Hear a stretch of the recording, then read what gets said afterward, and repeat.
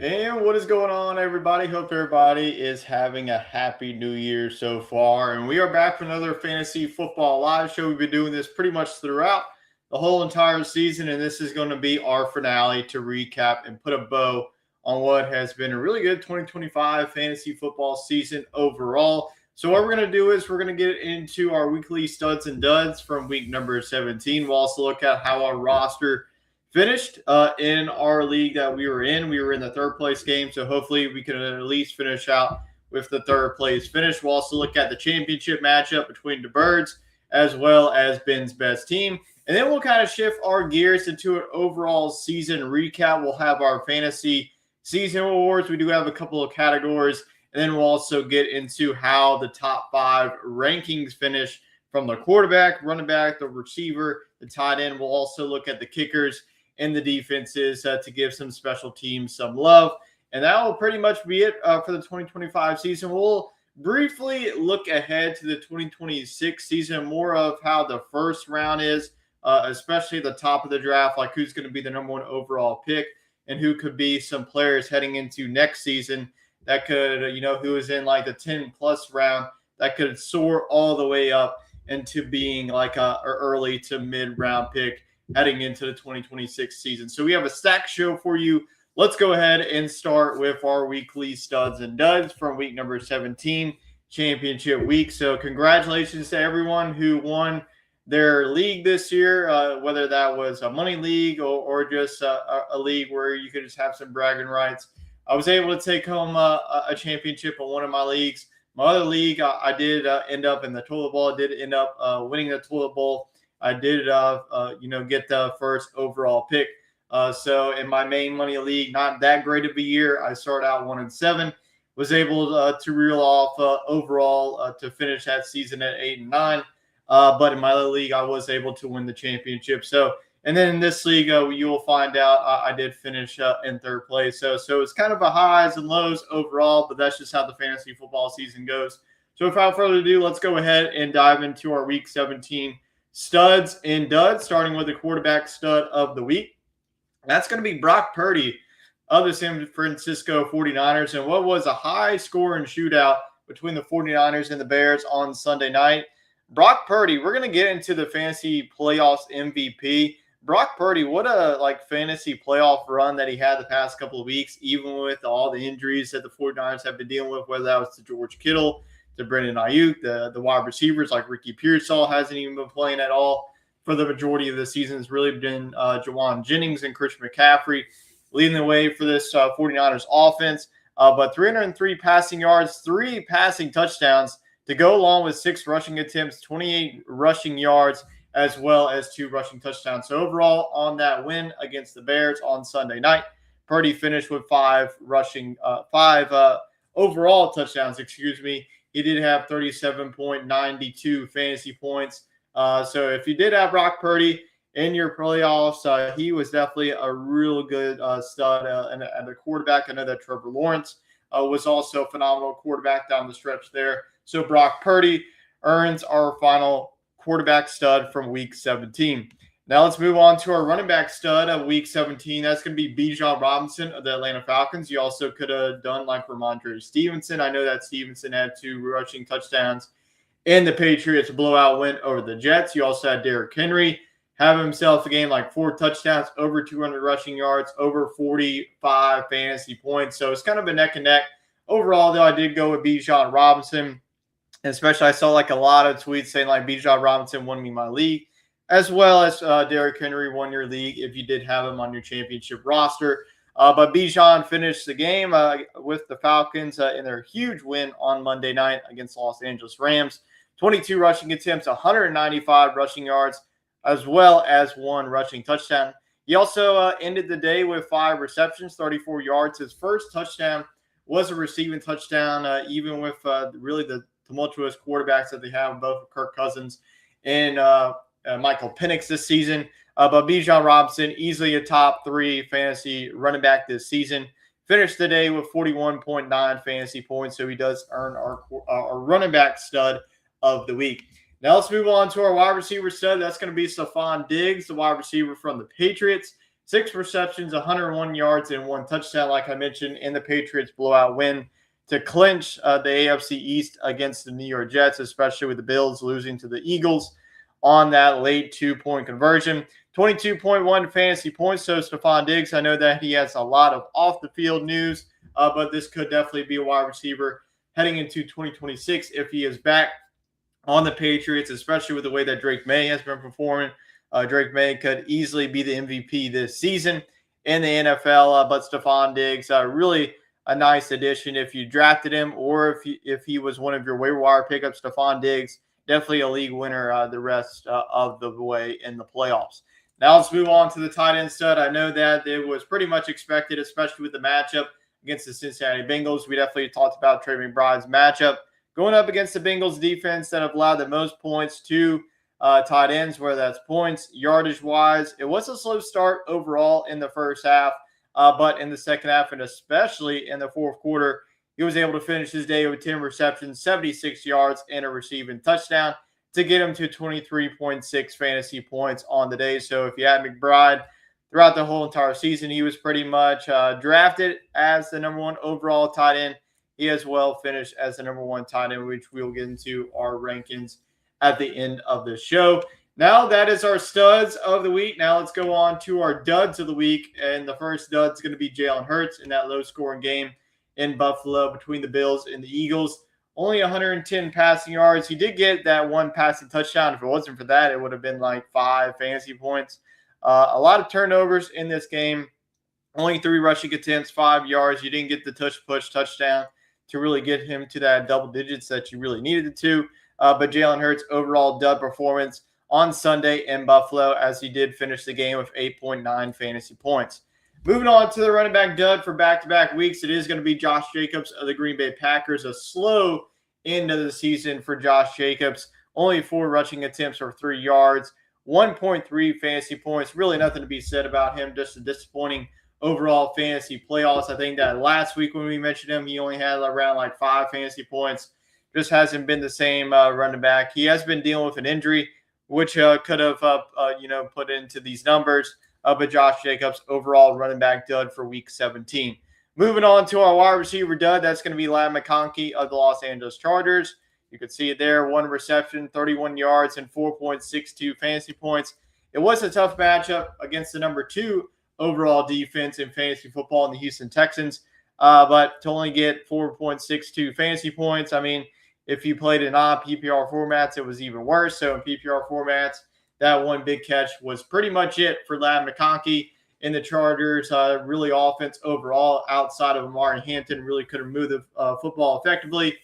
So Ladd McConkey, overall disappointment. I know on the season, especially the way that he was drafted, he was going in the 2nd round, 3rd round. I know that he had some games down the stretch where he had it, but overall disappointing season for Ladd McConkey. We'll see if he can bounce back in 2026.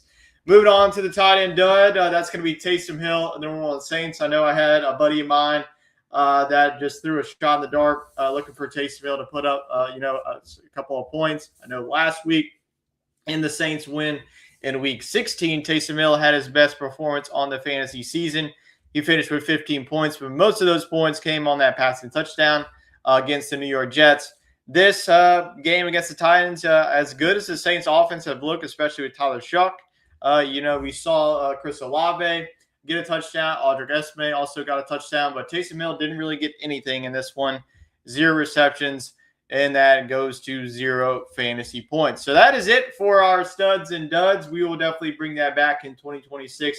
It's kind of just to see like what players really flourished and what players definitely disappointed weekly in, week out. So we will definitely bring that back on our 2026 version of these weekly live shows. So now let's dive into, before we get into our fantasy season awards, we do have one piece of news to get into, and that's going to be how our team finish out in this 2025 season. So if you've been with us throughout this entire 2025 season, going back to when we drafted this team, which we will definitely bring back next year, we will draft another Sports Scramble Media fantasy team, and we were able to finish in 3rd place with a 286.3 to 145.3 win over the 4th place team in Mushroom. So overall, 8-5 regular season, We did finish, I believe, doing the math, 9-6, especially with our 1-1 fantasy playoff.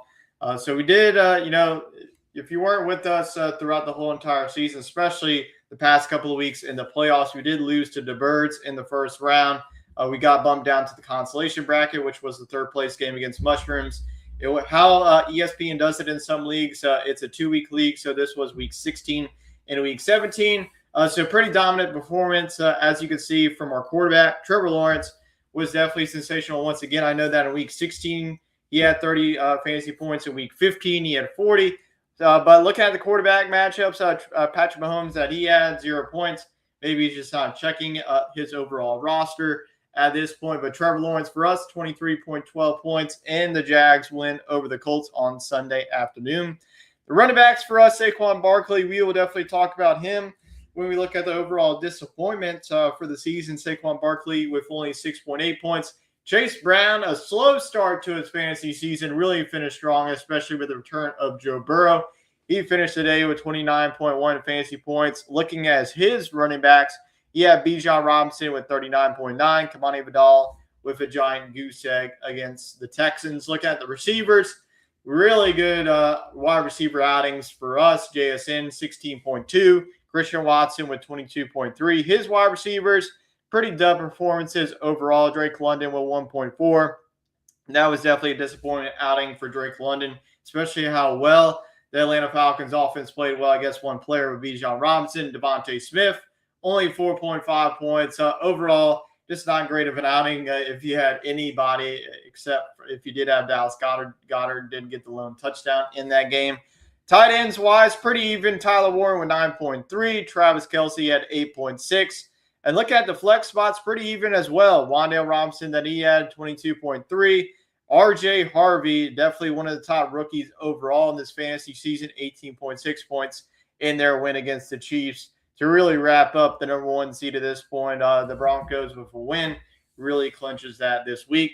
Chase, look at the special teams now. The Seahawks defense had 12. Seahawks have been the number 1 defense overall. Packers, disappointed out for them, giving up 41 points, pretty much letting Derrick Henry do whatever he wants. Packers finished with -5.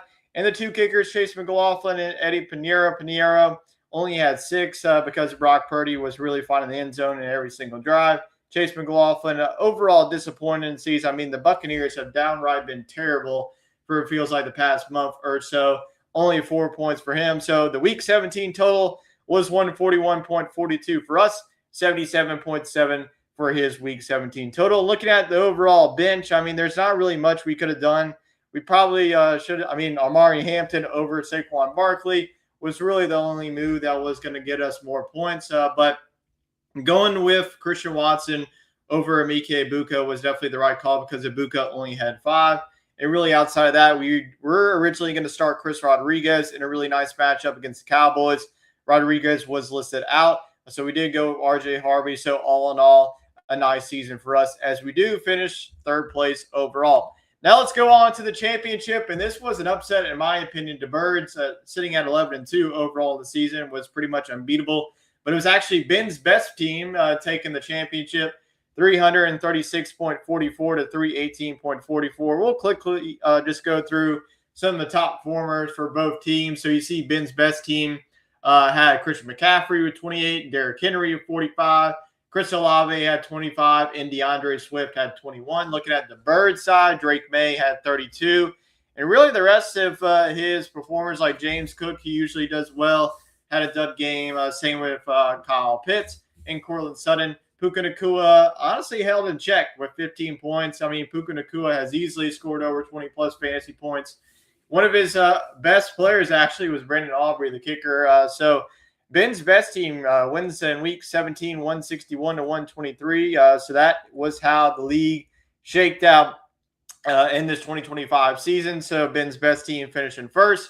The Birds in 2nd. We came in 3rd, and Mushrooms to round out the top 4. So really fun overall season. We will definitely be back doing this next season when we go back to the Sports Scramble Media. We'll just try and go, I guess, in a league with some randoms, as we always do here on ESPN. So overall, a fun season for us. Just looking back at our overall roster as we go back to my team. So really, our main quarterbacks that we roll with all season was Bo Nix was our main quarterback. We did get Trevor Lawrence at the end of the season. Saquon Barkley and Chase Brown was mainly our two running backs. We did have Alvin Kamara go into our lineups, but with his injury, with the way that he was performing all season, he was definitely a disappointment. And Amari Hampton was definitely a late ad. Chris Rodriguez was also a late ad. And you could just go through our lineup there. JSN clearly carried us. Christian Watson also late ad too. Our two tight ends this season was Tyler Warren and George Kittle. RJ Harvey was also a late waiver wire season. The Seahawks we drafted, as well as Chase McLaughlin. So overall, special teams really did phenomenal for us. Seahawks was a top two defense. Chase McLaughlin was the top 15 kicker. And some disappointments. I mean, Brian Thomas and Alvin Kamara were definitely the disappointments overall on our season. You could say Saquon Barkley, but really outside of that, I think we really drafted well, and that ended up with a third place finish. So that is our league, how it went in 2025. Now let's go on to our overall fantasy football season recap. So we're going to be handing out some awards. We do have a couple of categories, from the most disappointing, the fantasy football playoffs MVP, players that more likely carried you to a fantasy championship in this 2025 season. And then we'll also look at how the top 5 positional rankings finish, just to see what are some surprises, maybe some players that we didn't expect to finish that high in the rankings. So let's go ahead and start with our 2025 fantasy season awards, starting off with our fantasy playoffs MVP, and that's going to be Trevor Lawrence. Also throw out an honorable mention of Bijan Robinson.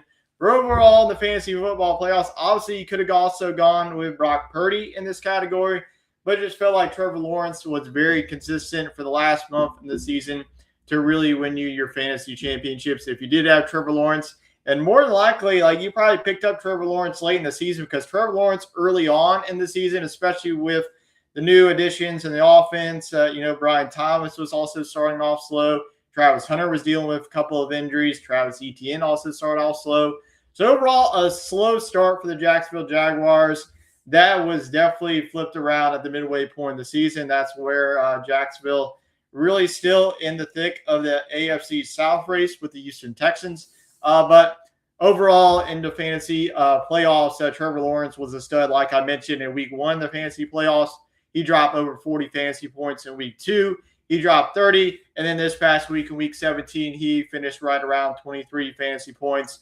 So overall winner. I know it's a quarterback, which pretty much feels like it always wins these awards. But I just when I'm looking at the fantasy playoffs MVP, obviously, yes, Bijan Robinson could have got this. I mean, he was drafted in the top 3 of the drafts back in August and September. But Trevor Lawrence was not like many in league drafts. He was either not drafted, so you're going to be picking him up for the waiver wire. So waiver wire ads, Trevor Lawrence could definitely have been up there for a waiver wire, ad of the year.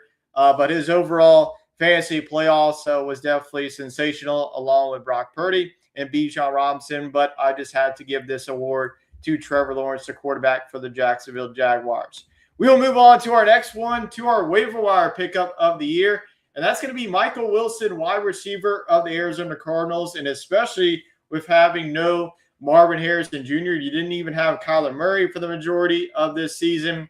And Jacoby Brissett, really, the connection between him and Michael Wilson won people some leagues this year. Michael Wilson was putting up touchdowns in pretty much every single week for the last couple of weeks in the fantasy playoffs. I know he had it in week 17.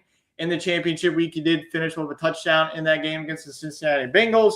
But Michael Wilson overall, like I mentioned, especially with not having Marvin Harrison Jr., in the addition of Jacoby Brissett being the starting quarterback, because Kyler Murray, let's be honest with you, injuries or not, did not have that great of a fantasy football season. But Michael Wilson, definitely the waiver wire pickup of the year. You also could have said RJ Harvey was also a waiver wire pickup of the year. I know that a lot of people didn't really, they drafted RJ Harvey, but RJ Harvey, you got to remember of RJ Harvey, he wasn't even the RB1 to start off the season. It was I can't remember his name. Gosh dang it, I'm trying to remember his name. J.K. Dobbins, that's what it was. J.K. Dobbins was the RB1 for the Denver Broncos. Dobbins goes down with an injury, and R.J. Harvey takes over this backfield at the end of the season.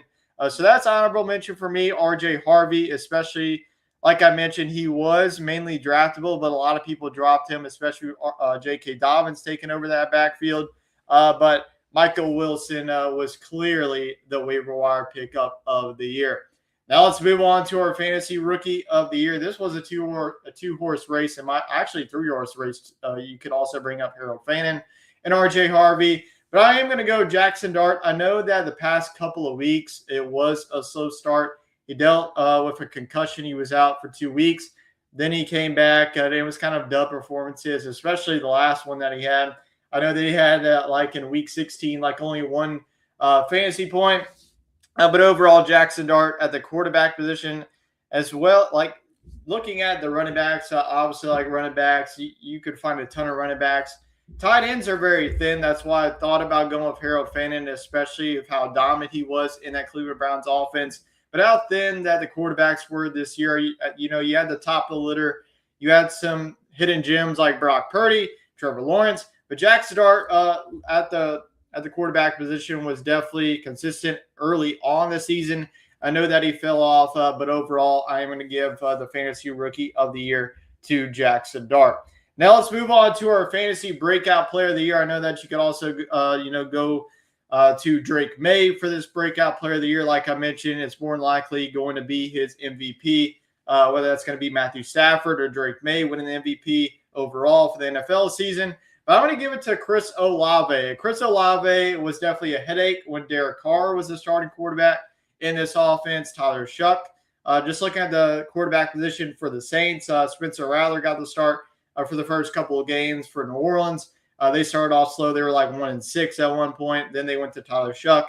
And Shuck, the Saints have been one of the hottest teams in the NFL for the past couple of weeks. They won 4 in a row. You could say, well, they beat the bottom feeders of the league. But Chris Olave was a league winner down the stretch. And easily a top 10 finisher in the wide receiver position. And Chris Olave heading into 2026 is definitely going to be one of my favorite wide receivers heading into next season, because you could clearly see the connection between Chris Olave and Tyler Shuck. Now, we did get some news this week. If you are still playing in Week 18, that Olave is going to be out this week. But Chris Olave, definitely a bright future in New Orleans, especially with the connection of Tyler Shuck. So with all that being said, Chris Olave, especially with the way that where he was drafted in ADP, he was more that middle round wide receivers, right around guys like Jameson Williams. I know that Ladd McConkey was more early round, but Chris Olave will earn our fantasy breakout player of the year.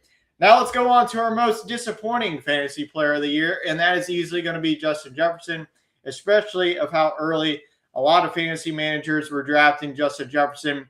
The offense overall, the quarterback, you had like 3 different quarterbacks starting, mainly J.J. McCarthy.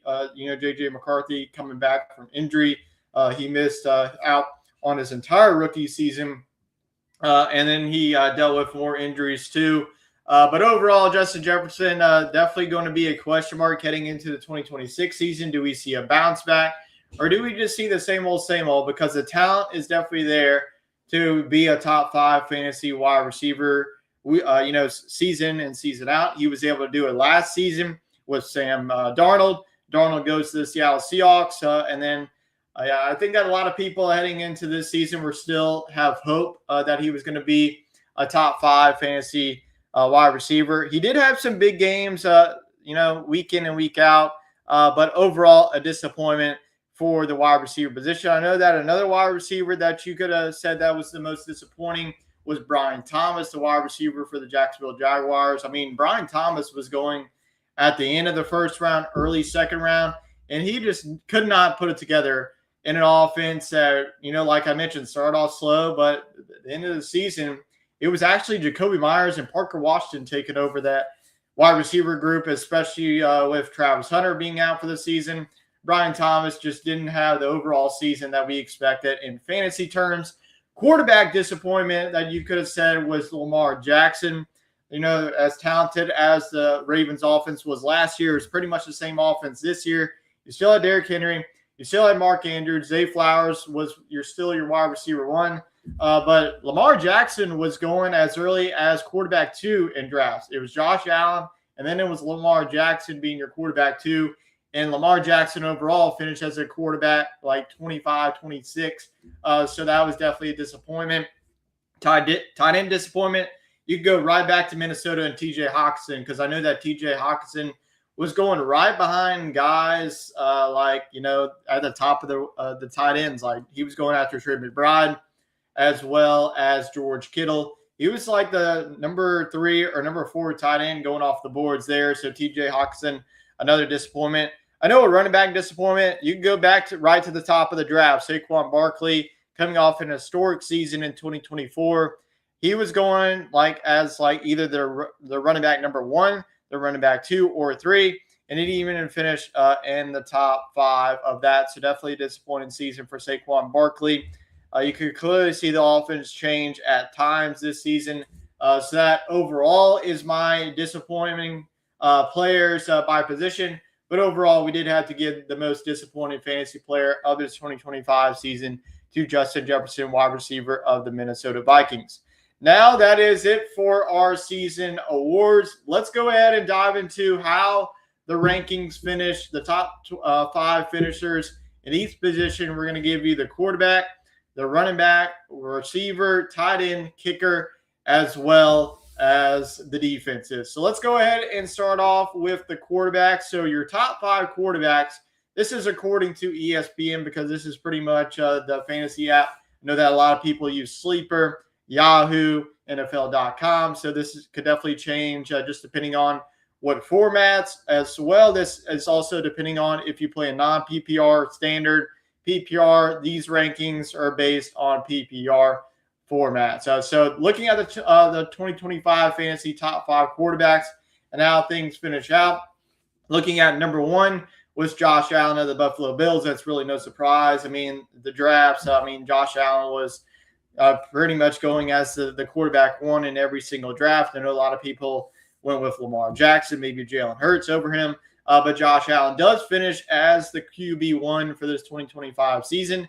Number 2 through 5, there's definitely going to be a lot of names that we probably didn't expect to be in the top 5. Number 2 was Drake May of the New England Patriots. Phenomenal season for Drake May and this Patriots team overall. Number 3 was Matthew Stafford of the Los Angeles Rams. I mean, the connection between him and Puka Nacua just continues to be the top stack in fantasy football. I mean, even Devontae Adams. I mean, I saw some rosters this season had both Puka Nacua and Devontae Adams. That clearly worked out. The Rams were one of the best offenses in the league here in 2025. Number 4, Trevor Lawrence and the Jacksonville Jaguars. Like I mentioned at the start of the season, it wasn't even look like he was going to be even a top 10 quarterback, but strong start for him, strong finish, for Trevor Lawrence, finds himself as the number 4 overall quarterback. And number 5 is Dak Prescott of the Dallas Cowboys. The Cowboys offense, I know that this team is not going to be a playoff team as the rest of these teams on this list. But this offense, with the addition of George Pickens and Javonte Williams, clearly helped Dak Prescott in this one. I know that I was very high on Dak Prescott heading into the season. It was a definitely disappointing overall season for him in 2024, but a big bounce back for Dak Prescott. I expect him to, remain in that top 5, top 10 category in fantasy quarterbacks. So top 5 quarterbacks are Allen, May, Stafford, Lawrence, and Prescott. Really, you could say 2 through 4 are guys that you probably didn't see at the preseason being in the top 5. I mean, if we were doing preseason, it would have been Allen, Hurts, guys like Patrick Mahomes would also have been in here. But a lot of big names missing the top 5 list, and a lot of not really new faces. I mean, Drake May has been a couple of years in the league. Matthew Stafford's a veteran. Trevor Lawrence has been here in a couple of years in the league as well. But that is how your top 5 quarterbacks finish for the 2025 season. Now let's move on to our top 5 running backs. Number 1 is Christian McCaffrey of the San Francisco 49ers. What you're going to get from Christian McCaffrey is pretty simple. He either is going to miss a lot of time due to injury, or he's going to be the number 1 fantasy running back, and that's what we had in 2025. I know that a lot of people are still going to have question marks. Should I be drafting Christian McCaffrey just based on his injury history? And to be honest with you, I would throw that out the door. I know that injuries are going to happen, but Christian McCaffrey is going to easily put up 20-plus fantasy points every single week for you. Number 2 for you is Bijan Robinson of the Atlanta Falcons. Bijan was definitely, he was definitely a splash play in your first round of your fantasy drafts. Know that Jahmyr Gibbs was also going in the first round. Jonathan Taylor and guys like Devon Achane were more likely going in the round number 2. Looking at the number 3 overall finisher was Jonathan Taylor of the Indianapolis Colts.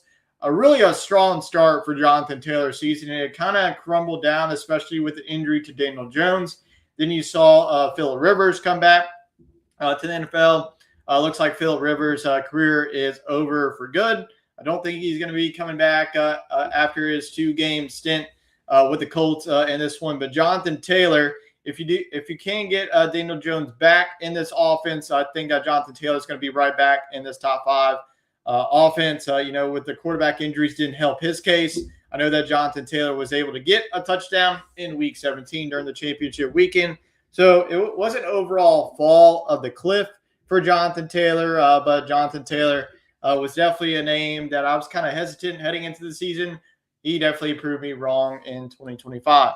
Number 4, top 5 running back finisher was Jahmyr Gibbs of the Detroit Lions. I pretty much expected that. It's going to be interesting to see if the Lions go away from David Montgomery, because if David Montgomery is not involved in this offense, then Jahmyr Gibbs is going to be like a 1.01 or 1.02 pick in 2026 fantasy drafts. Finishing out the top 5 was Devon Achane of the Miami Dolphins. I was definitely on the Devon Achane bus heading into the 2025 season. Devon Achane, he was a consistent fantasy running back for you. So really, to me, not really many surprises in the top 5 running backs. Jonathan Taylor finishing as the top 3 wide receiver is mainly my only surprise because I was very high on CMC, Bijan, Gibbs, and Achane heading into the season. Now let's move on to our top 5 wide receivers. Number 1 is Puka Nacua of the Los Angeles Rams. Now looking at the 2026 season, I think as a lot of people are going to go after Puka Nacua and Jackson Smith-Njigba with their early round picks, especially if you don't really want to go RB heavy to start. If you want to go wide receiver heavy, then Puka Nacua and JSN will be your wide receiver 1 and wide receiver 2 for 2026 drafts. Look at the number 2, JSN. JSN had a monster season as the clear wide receiver 1. You had no DK Metcalf, Cooper Kupp. Well, he wasn't really relevant in this offense this whole entire season. And you saw JSN really step in as that wide receiver 1.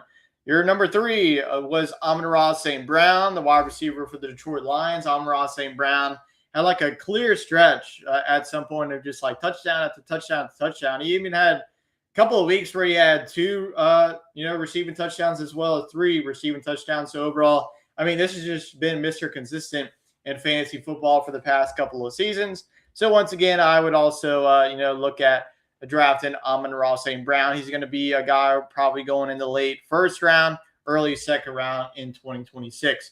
Look at number 4, Ja'Marr Chase. He was the preseason wide receiver 1. He was the 1.01. Ja'Marr Chase, like I mentioned, didn't really help his case that Joe Burrow was dealing with an injury. He was out for the majority of the season. He did come back before the fantasy playoffs started, and you saw his connection continue between Chase and Burrow. So as long as Burrow stays healthy, then Ja'Marr Chase is clearly going to be a top 5 wide receiver. And number 5 is George Pickens of the Dallas Cowboys. You thought this was going to be CeeDee Lamb. It is actually his teammate George Pickens finishing out the top 5. So George Pickens, looking at them like the value pick of the year, it's got to be George Pickens. You also could have said Jameson Williams too. I know that Jameson Williams had a slow start for him, but he really finished the season strong. So looking at overall, I think that the top 4 was pretty much, we expected that these wide receivers were going to get in here. But George Pickens, clearly the value pick of 2025, finishing as the top 5 wide receiver. Now let's move on to the top 5 tight ends. Number 1 is Trey McBride of the Arizona Cardinals. I think that we pretty much all expected that. He was the first tight end going off the board in pretty much every league that you played in. Trey McBride, he's probably going to be the tight end 1 once again. you'll probably see Harold Fannin jump into the top 5 as well, along with other tight ends. Kyle Pitts, definitely the surprise of this one, a top 2 finisher in the tight end position. And now looking at next season, like who's going to be the quarterback? Will they go back to Michael Penix? Will they go draft another quarterback? We don't know the Atlanta Falcons because the Falcons don't currently hold a first-round pick. That pick belongs to the Los Angeles Rams. So Kyle Pitts, we saw the breakout. We will have to see if this stays consistent heading into 2026. Number 3 is Travis Kelce of the Kansas City Chiefs. Kelce, I mean, the way that where you drafted him in the ADP, that was definitely a steal of a pick. We will have to see if Travis Kelce is even back with the team. It looks like he is contemplating if he's going to retire or not. So we will see if that is going to be the end of Travis Kelce. If it's not, I mean, if with Patrick Mahomes, tearing his ACL like late in the season, who's going to be the quarterback to start because Gardner Minshew also tore his ACL. So the Chiefs offense, we will have to see at the start of the season who is going to be the starting quarterback.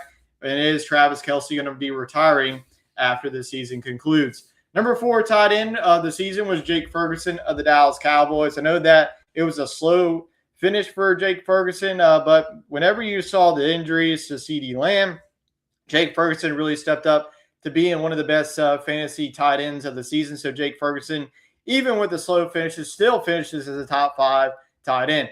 Now the rookie tight end of the year has got to be Harold Fannin of the Cleveland Browns. As bad of an offense the Browns have been pretty much the majority of the season. I mean, you went from Joe Flacco starting to your 2 rookie quarterbacks in Shedeur Sanders and Dillon Gabriel, and Harold Fannin heading into the 2026 season is definitely going to be at the top of my tight ends. He is going to be a monster feels like for the first couple of seasons. So really the overall really surprises, I think that in my opinion was Kyle Pitts, Travis Kelce. You could even say Jake Ferguson, but Jake Ferguson was going at the back end of drafts, and to finish at the top 5, that is a steal for you. And Harold Fannin as well. So honestly, outside of Trey McBride, all these guys were surprise finishes, especially the way they were finished in the top 5. Now let's move on to the special teams. We will start things off with our top 5 kickers. And Jason Myers was actually the number 1 overall kicker in fantasy football from the Seattle Seahawks. Brandon Aubrey, who has been consistently a top 3 kicker for you. I mean, Brandon Aubrey, he could easily make a 70-yard field goal at any point in time. So Brandon Aubrey of the Dallas Cowboys is 2. Ka'imi Fairbairn, the kicker from the Texans, finishes at number 3. And rounding out the top 5 is Cameron Dicker from the Los Angeles Chargers and Will Reichert of the Minnesota Vikings. Also knew that Eddie Pinheiro also had some really nice weeks. Chris Boswell, like he usually do, puts up 20 points every once in a while. But Jason Myers, actually the king of the kickers in 2025. Now let's go on to the defenses, and you can see the Seahawks swept the special teams top 5. They were not only have the number 1 kicker, but also the number 1 defense in all of fantasy football this season. The Seahawks are number 1. Texans right behind them at number 2. The Jags were the number 3 defense. The Broncos at number 4. Steelers at number 5. So really only surprise to me was the Jaguars defense. I think that we pretty much expected all the other defenses to be right up in there. But the Steelers, another slow start to the season, but they were able to find their defensive identity to finish in the top 5. The Broncos, I mean, they really been a really good team, and their defense have been a bright spot for them. So as you can see there, all these defense are going to be playoff bound. We will have to wait and see if the Steelers, because the winner of the Steelers and Ravens game will clinch the AFC North and get that first round home game. So, I mean, all these teams, usually when you have a top 5 defense, they are more than likely going to be a playoff team in the NFL. So that is it for our top 5. It's just really a nice experiment to go through just to see what players we didn't even expect to finish top 5, what players that we did expect to finish top 5. But looking at the 2026 season, I think the top of the draft is where you're gonna have to decide is if you do start RB, I think you're gonna pretty much be between 2 running backs at this point. Christian McCaffrey and Bijan Robinson be my top running backs for now. Jahmyr Gibbs, depending on what happens with Dave Montgomery. Now, going back to Atlanta, Tyler Algier is a free agent. If Atlanta lets Tyler Algier walk, then Bijan Robinson, you saw with like Tyler Algier late in the season, he was getting a lot of touchdowns at the goal line. If we don't have any Algier, then it's going to be the Bijan show, and he is going to easily be the RB1, in my opinion. So if I'm looking at the top of the draft, your top two running backs right now, what I have to say for 2026 would be Bijan Robinson and Christian McCaffrey. Looking at the wide receivers, your top two options would be Puka Nacua and JSN. So I think all four of those guys is how the top four will go in 2026. Now, looking at where your number 5 is, if you want to go wide receiver, then that would be Jamar Chase. And then looking at the running back, that's where you would see like Jonathan Taylor or Jahmyr Gibbs going. So we're going to have plenty of time to look forward at the 2026 season. But for now, that is it for our 2025 fantasy football season recap and our weekly live shows. Like I mentioned, we will definitely bring this back for the 2026 season. We will definitely have more fantasy football content as 2026 season gets closer. We will look at, a potential mock draft, an early mock draft, just to see how I would have the first round going. And then we will have like our rankings and stuff. And then we will do our draft when it gets closer to August and September. So I appreciate everybody who tuned in every week to our fantasy starts and sits, as well as dropping in your questions, your trade questions as well. So I really appreciate the support for this entirety of this 2025 season. So I appreciate everybody for tuning in. We will continue with our content with the end of this NFL and college football season. Then we will start to turn our attention to college basketball as we look into the March Madness, as that will start up in early March. So I hope everybody enjoys their new year, bringing in 2026. So I appreciate everybody for tuning in to today's show, and I'll catch you all next time. So long for now.